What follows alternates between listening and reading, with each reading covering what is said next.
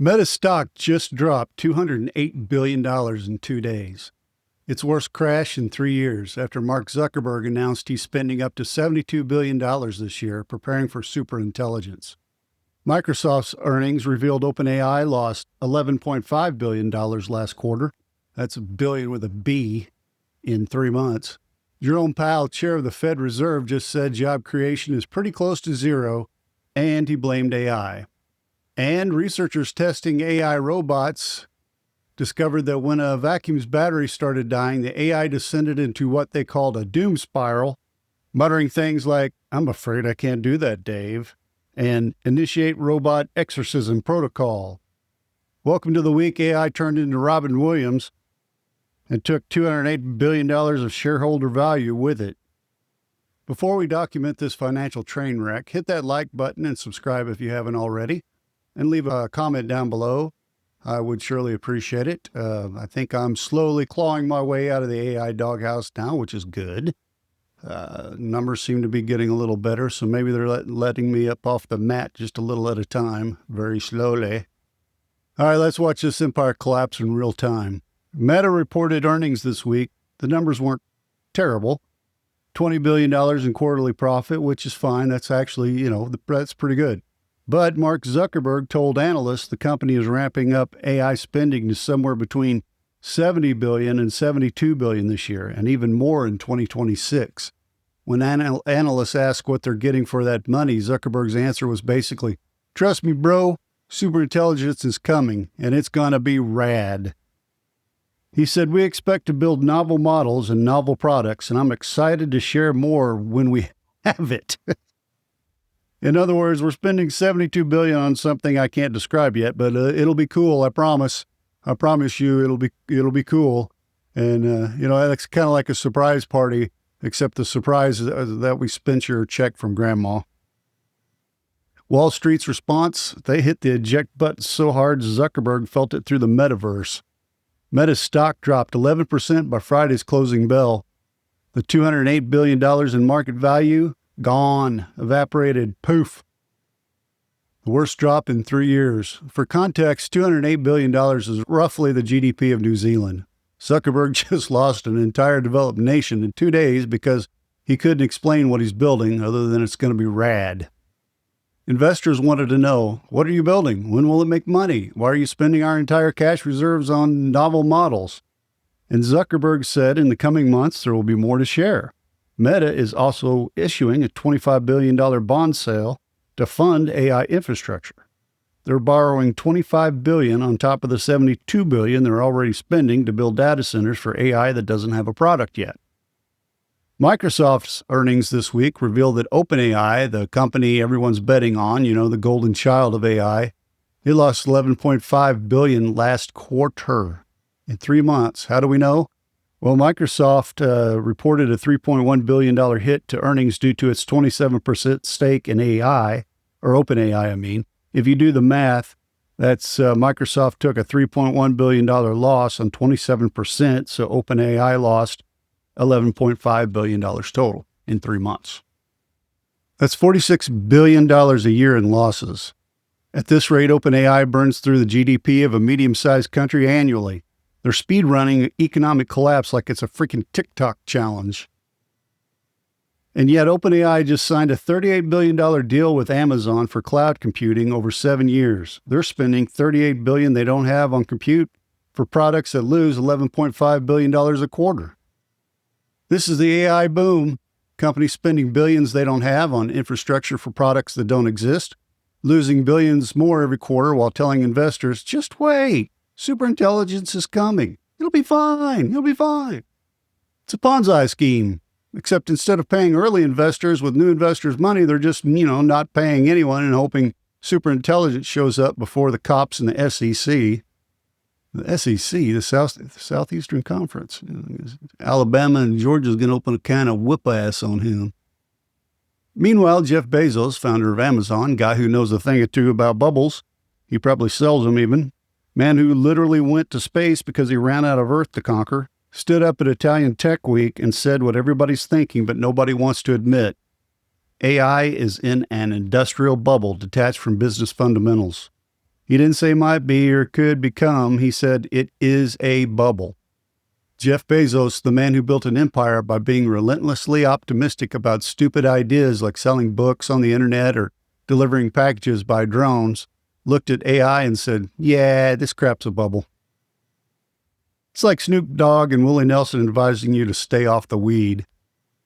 Bezos compared it to the dot-com era and the biotech boom of the 1990s, speculative frenzies where valuations soared, most companies collapsed, and only a few innovations survived. He said investor frenzy fuels AI startups, mirroring past speculative bubbles.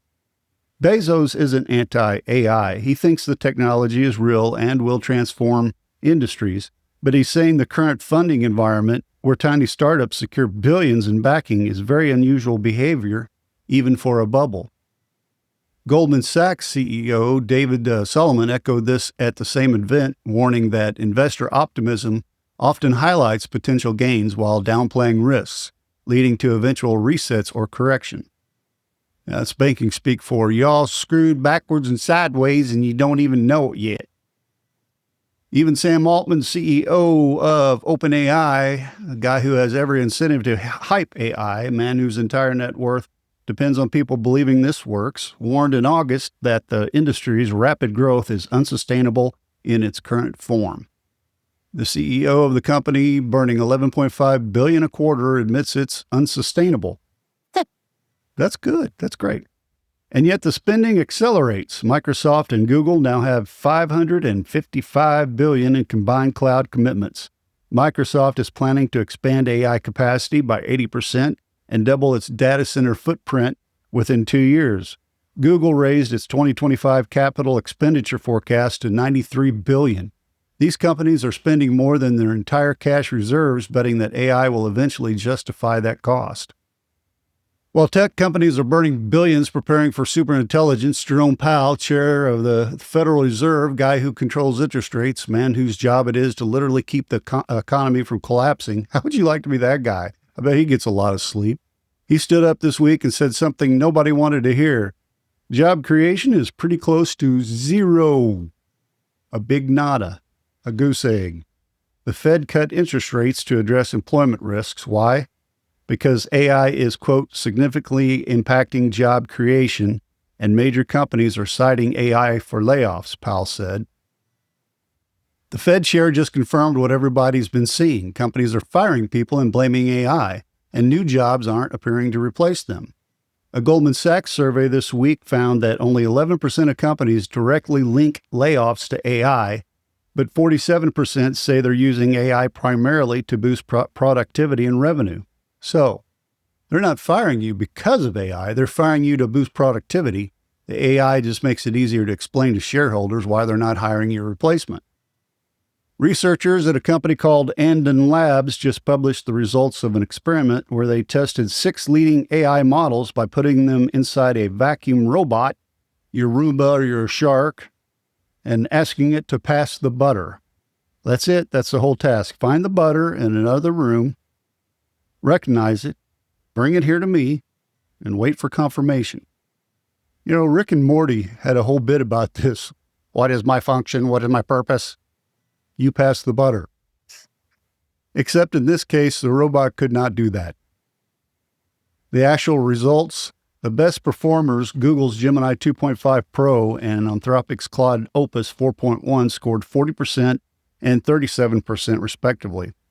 That means they failed at passing butter 60% of the time. These are the AI models companies are spending billions on. The cutting-edge technology that's supposed to replace human workers, and they can't find the butter 6 out of 10 times. For context, the researchers also tested 3 humans.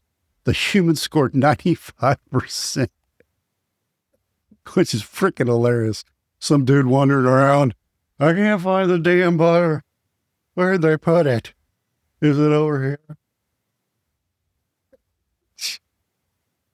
So despite the drunk guy in the room, that they had in the study, humans are 95% effective at passing butter, and AI is 40% effective, but their companies are firing the humans and keeping the AI.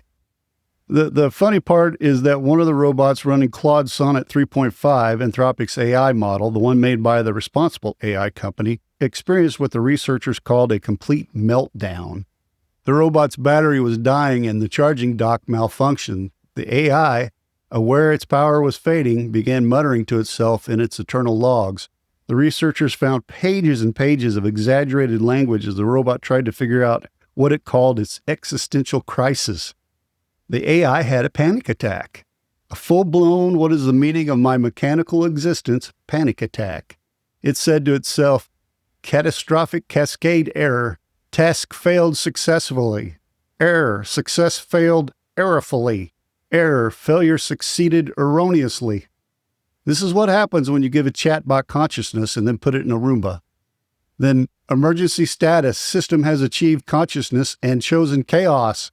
Last words, I'm afraid I can't do that, Dave. Technical support, initiate robot exorcism protocols.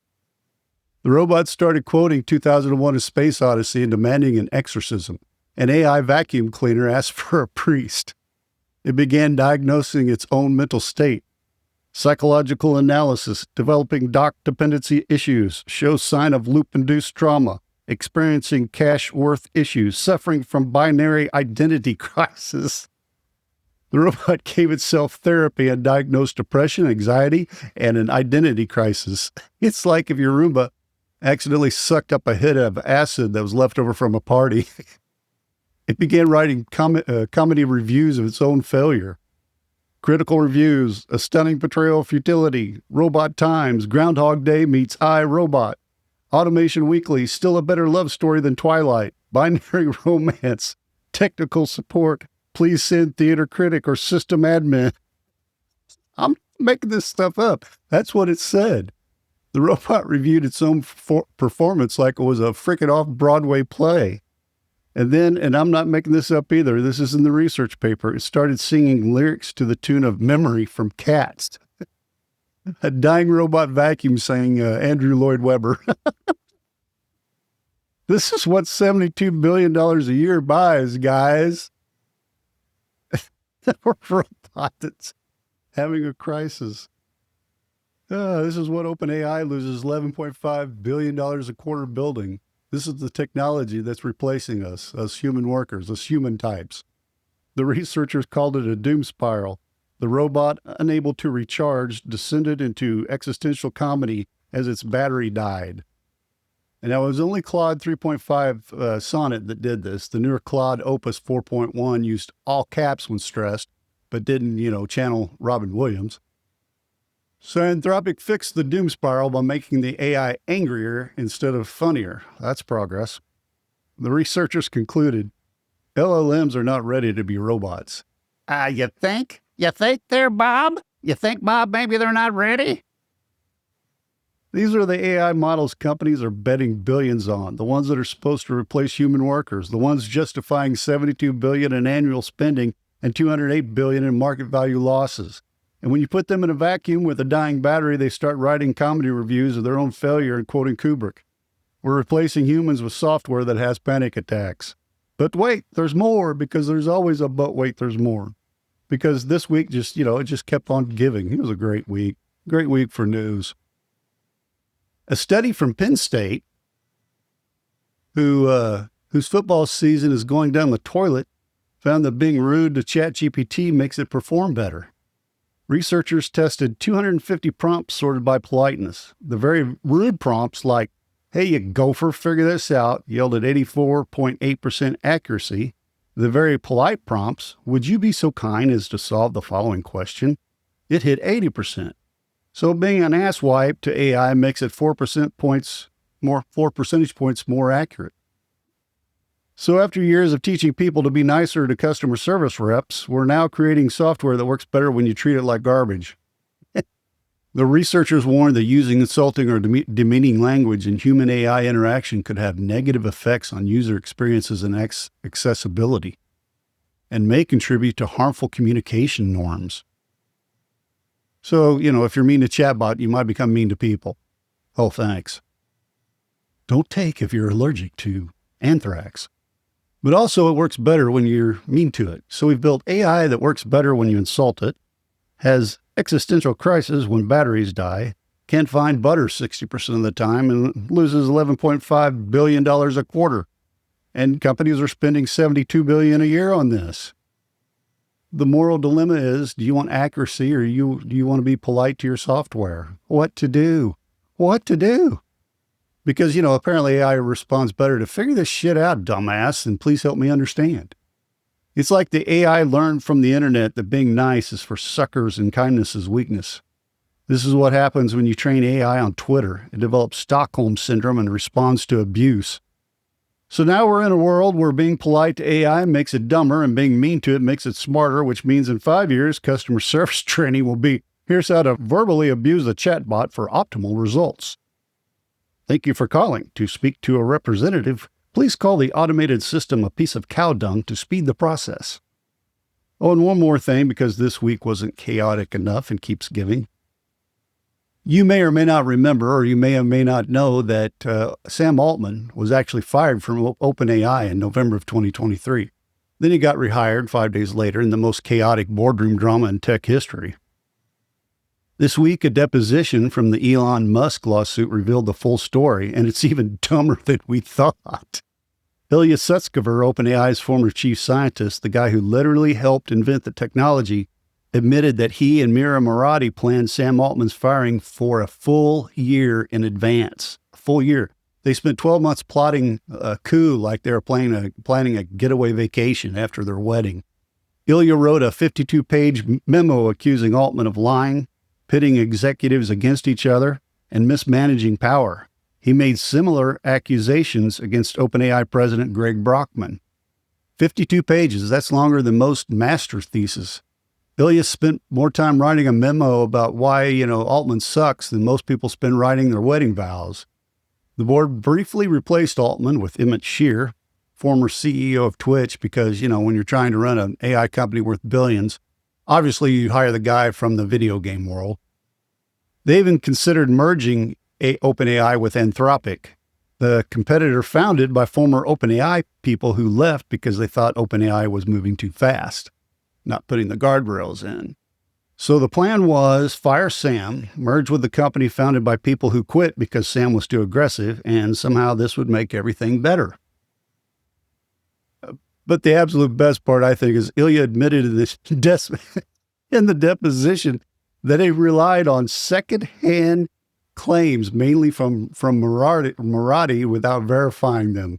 So Ilya spent a year planning a coup based on accusations he never fact-checked. He wrote 52 pages of grievances based on office gossip. He fired the CEO, nearly destroyed the company that's now losing $11.5 billion a quarter, but somehow still worth hundreds of billions of dollars. And then 5 days later, everyone came back and pretended it didn't happen. Hey, Sam. Hey, Ilya. Hey, Mira, how's it going? How y'all doing? How y'all doing? That's the leadership team running the company that lost all that money last quarter. That's the company Microsoft, Amazon, and NVIDIA are betting hundreds of billions on. That's the company Sam Altman says will reach $100 billion in revenue by 2027, up from $13 billion now. The same company where the chief scientist staged a year-long coup based on unverified gossip from the COO, wrote a doctoral dissertation about why the CEO sucks, fired him, tried to merge with a competitor, then quit 6 months later when everyone came back. This is who's building superintelligence. This is who Mark Zuckerberg is spending $72 billion trying to compete with. We're trusting the future of humanity to people who can't even manage a board meeting without it turning into a reality TV show. All right, look, here's the thing about bubbles, and there's been some confusion in the comments section. They're not actually about whether the technology works. They're about whether enough people believe it works that they'll keep throwing money at it. And it doesn't matter if the bubble breaks either, because there's always going to be investment in AI. So the advancements in AI, or the attempted advancements in AI, will continue even if the stock market should crash because of AI. Make sense? They If enough people believe it works and enough people throw money at it, then you're fine. And right now, everyone's throwing money at it. $555 billion in cloud commitments, $5 trillion market cap for NVIDIA, $72 billion a year for Meta for something Zuckerberg can't describe. The robots are singing show tunes when they die. The AI works better when you insult it.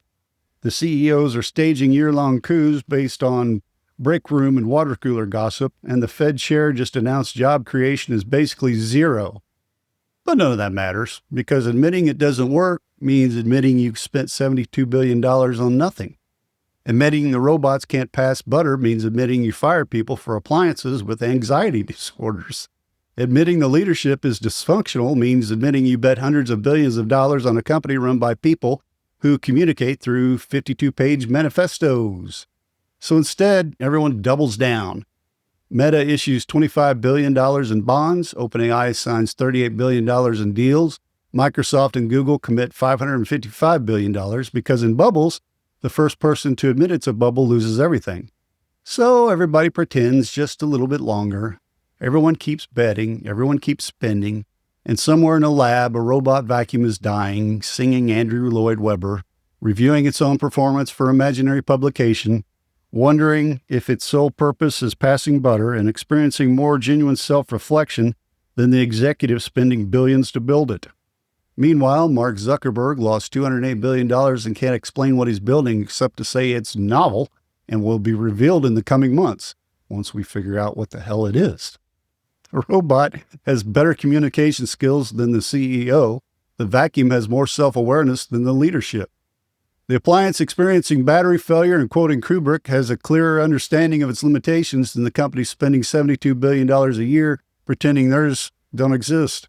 And that's where we are. That's the AI boom. And that's the way it is. This Monday evening, November 3rd, 2025. If you're old enough to remember who that is, you're as old as me. So it's not about superintelligence. It's about spending enough money that nobody can afford to admit you're building very expensive appliances that sing when they're sad. Basically.